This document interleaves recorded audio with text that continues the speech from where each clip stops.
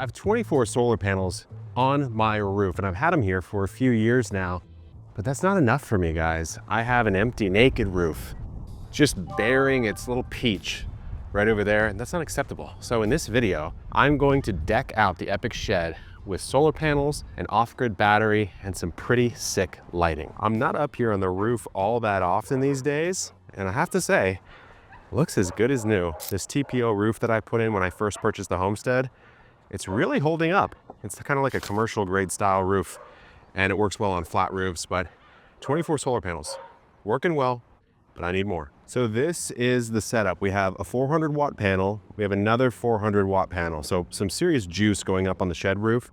We have our kit here, got a drill, got all the hardware, all the electronic connections, as well as the mounting plates and the mounting bars. So the basic plan here is we're gonna have to figure out how to mount the bars to the shed roof with these plates right there. And then we're gonna mount the panels to the bars, and then we're gonna electrify it all. We're gonna plug it all in with all of these connections here, and that's going to eventually come through the shed, probably right up there, and end up in our battery power right here, which is then going to get wired to indoor lighting, fan system, as well as outdoor lighting. So let's see if we can figure it out. This video has been brought to you by EcoFlow, by the way, and let me tell you, it better be, because I had to crack a lot of this on my own. I didn't find the instructions super helpful, although the products are great. So step one is cutting these mounting bars down to size. I don't need one going over the length of the roof here, and then figuring out how to center the panels on the roof. And that means I have to get on the roof. And this is where Jacques, he keeps like texting me and saying like, make sure you wear sticky shoes, like don't fall off. My boy is worried about my safety. And for that, I appreciate you, Jacques.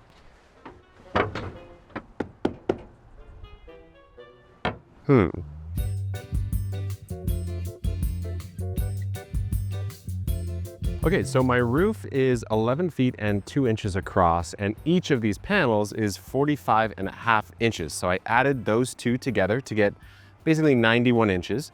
I subtracted that from 11'2" and divided that in half because I want these perfectly spaced in the middle. So what I'm gonna do now is go inside the shed and drill a hole straight up through the roof, which sounds sacrilegious, but I have something to solve for that, to figure out how to space it, because I need to put these mounting brackets on into a 2x4 that's running along that underside of the roof, the rafter basically.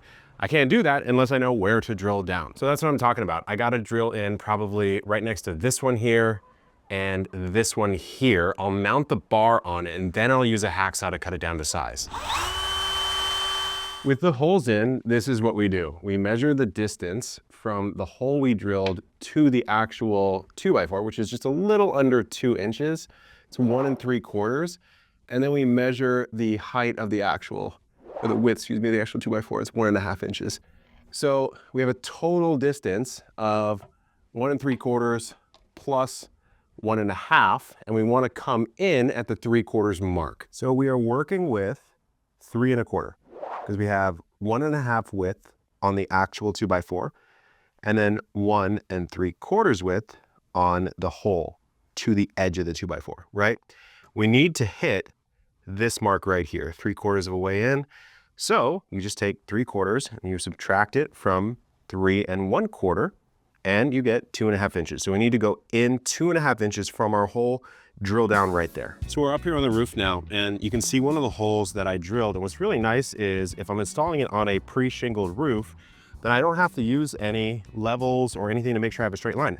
I can just follow the line of the shingle. But what I'm gonna do is come down to the center point here, right about there, measure over my 2.5, and we'll do a test drill. So if we do our job right there, we should be right in the middle of that 2x4. Let's see what happens. Yep, I can feel it. Guys, just call me the carpenter. Look at that. We hit the hole perfectly. So now what we need to do is get this bracket installed. So I have a little pry bar, and I pried up 2 of these shingles to slide it under. And what we're gonna be doing is taking this and trying to match this hole here with the hole that we just drilled. And it's literally that simple. You just have to slide that under, and we'll go hunting. Okay, we got it. I'm gonna use one of these guys to install instead of a drill. We don't wanna go super hard here. We're just gonna go nice and light and then just crank it in. We've got some Henry wet patch we're gonna throw down as well, because basically this acts as another shingle, but since we pried this up, we're gonna line a bead right there, and then under this, and then we will bolt it in. Kev the Builder is up in this bee, guys. Look at this. 1, 2, 3, 4. Perfectly straight, perfectly level, perfectly aligned. Didn't even take 30 minutes. Do I have a new channel in the making? Epic Crafts? The brackets are on, the bars are on, actually a really simple connection. It's just kind of like a greenhouse fitting where you can slide a nut, it's a square nut down this way, and it just clamps to this mount right here, nice and solid. And of course that's bolted in to the actual rafter, so we're good. Now what we have to do is test the electrical setup on the solar so we don't install it here and then realize that we wired it up incorrectly. So let's get on down. So I set the panels up in the sun and I connected them together. So on the back side, it's gonna be a little confusing, but basically there's a negative and positive on both of these. I connected the negative of one to the positive of the other, turning them effectively into one panel. And then I took the negative and positive, the other ones I didn't connect together, out to the adapter, which is right down there into the EcoFlow. And take a look, I'm getting 141 watts of charge into the system right now. Now I'm pretty sure this means I have done it correctly, and we're fluctuating between like 140 and 200. So what that means is I can disconnect all this, throw it up there on the roof, and reconnect it. Icarus reporting in from the rooftop, flying too close to the sun. Not a big problem, not a big deal. We got the panels installed. Let me show you the setup, because it's actually pretty clever. So on the edges, it's just this rail system, slides in, flat base that connects over here, and then just a lip on this bolt that clamps it down. Same with it down there. Same on the other side. The only difference is the middle, which is a much thinner piece, but basically doing the same thing, clamping those two down. We've got the wiring running off the side of the shed right now into the EcoFlow, which you can see right there. And last I checked, we were pulling about 71 watts, which makes sense because the sun is pretty darn low right now behind a tree, coming in at a very unfavorable angle. But as Icarus does, we fly a little too close to the sun, and we're fine with that. That hole is where all of our wiring input is coming in. And as we go into the shed, I got a little surprise for you. So it's coming in right there, and then it's coming down and it's plugged in the way that we plugged it in. Don't worry about that, it's a little messy right now. But we have an auxiliary battery. So we have our main and we have our other one sitting on top that's connected to this one. So these will both be charged from the same solar array. Look at this.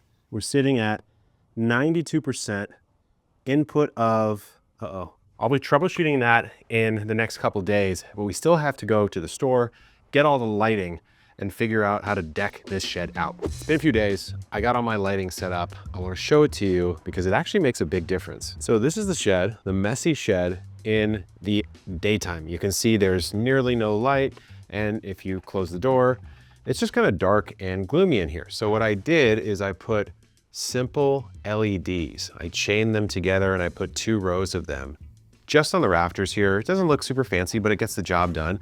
I'm gonna clean this wiring up in the future, but I just have this going straight in to the EcoFlow system here with a couple toggles. So if I toggle 1 and 2, all of a sudden it is a lot brighter in here. So that is what they look like lit up. My next step will be to add a motion sensor on here. So that motion sensor will be pulling power from the battery system 24/7, so that when someone walks in, it'll turn them on, and then after 2 or 3 minutes, it'll turn them off if it doesn't detect any motion, because I don't want to have to come over and snap these, and I'm probably going to hide this wiring in the future. And for the outside, I know it's the daytime, but what I did is I took a little strip and I mounted it up there and ran it around the entire under awning of the shed, all the way across here, and it also comes around this way. So at nighttime, when you take a step back from the shed, you get this really nice glow. And the beautiful part is right now, I'm only drawing about 100 watts from the system, whether all the lights are on.